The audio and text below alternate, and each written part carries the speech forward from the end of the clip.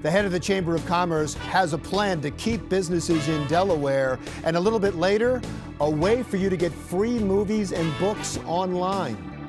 This is the Delaware Way. Welcome to the Delaware Way. I'm pleased to be joined by Rich Heffron, who is the president of the Delaware State Chamber of Commerce. Sir, thank you for being here. When you look at Delaware, it is amazing how many Fortune 500 companies are in Delaware, and you work with them all, I would imagine. Why do they come here? They come here because since the 18th or the 19th century, companies have recruited here. Initially because of the tax structure. That's changed a lot as other states such as Nevada and South Dakota have changed their tax structure, but mostly because of the court system.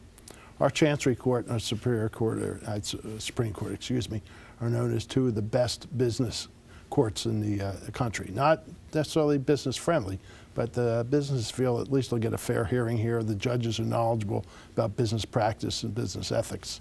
Now, there has been a lot of talk in Delaware about inversion, about companies now going overseas to get some tax benefits that they would normally get from Delaware.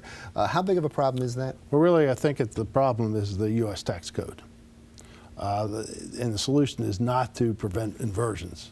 And they're probably going to find a way around that anyway. The problem is our corporate taxes are too high in this country compared to other countries in the world, and we can't compete. And we're in a global marketplace, so really we need to restructure our tax code. Congress has talked about it. I think they have the idea correct, is that what you do, you lower the tax code, but you take out some of the tax benefits. And most corporate leaders will tell you they'd favor that. So I really think that's the solution. It is interesting that the two Delaware senators seem to be in the forefront of all of this, leading one to believe that it would affect Delaware more than anyone else. Because we have so many companies incorporated here, of course, it would affect us probably more than most other states, although Nevada also and New York would also be affected. Because people come because they get favorable tax codes. But it doesn't sound to me like they are specifically trying to fix the tax code. What they're trying to fix is some of the individual loopholes that allow companies to avoid U.S. taxes when they go over. Is that fair to say? I think that to some extent. I'm not really sure you could call them loopholes. The fact is that places like England and Ireland specifically and others just have lower taxes, and that's why they go, because they pay lower taxes. There's no practices in hiding employees or hiding money, or you're saying it's all above board? Well, you never know that it's all above board.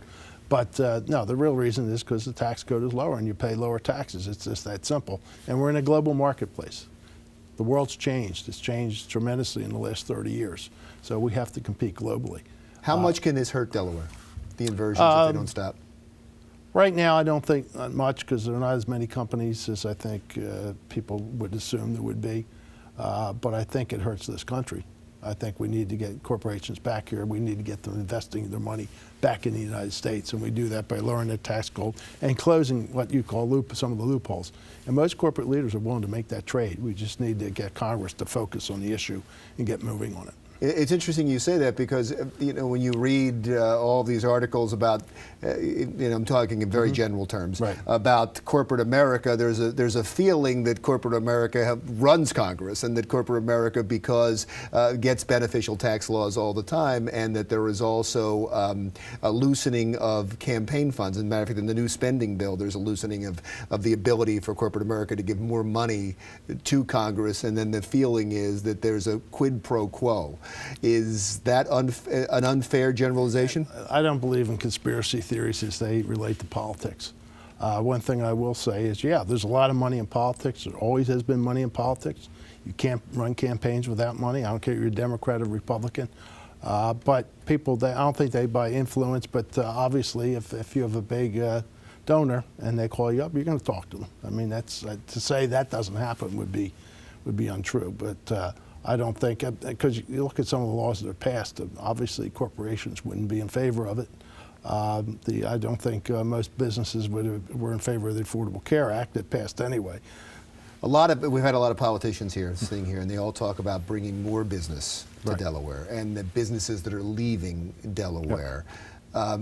How big of a problem is it companies leaving Delaware? And then also, are you involved in that process of trying to A, keep companies here or bring companies to Delaware? Are you part of that economic redevelopment?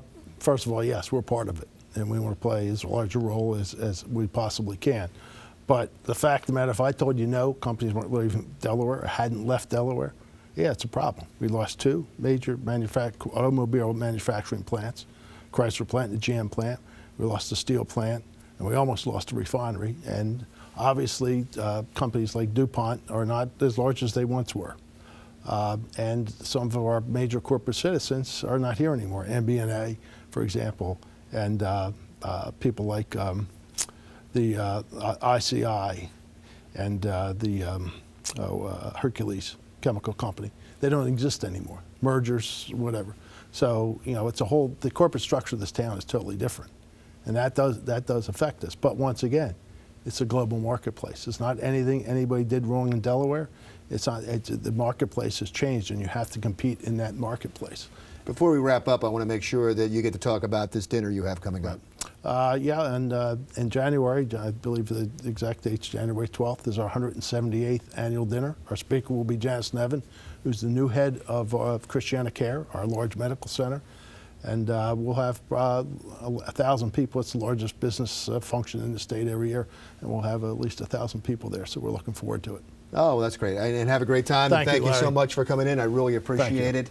Rich Heffron, who is the president of the Delaware State Chamber of Commerce and also a Delaware County kid, didn't go to Bonner, but I won't hold him against him. We'll be back in one moment to talk about the state library system.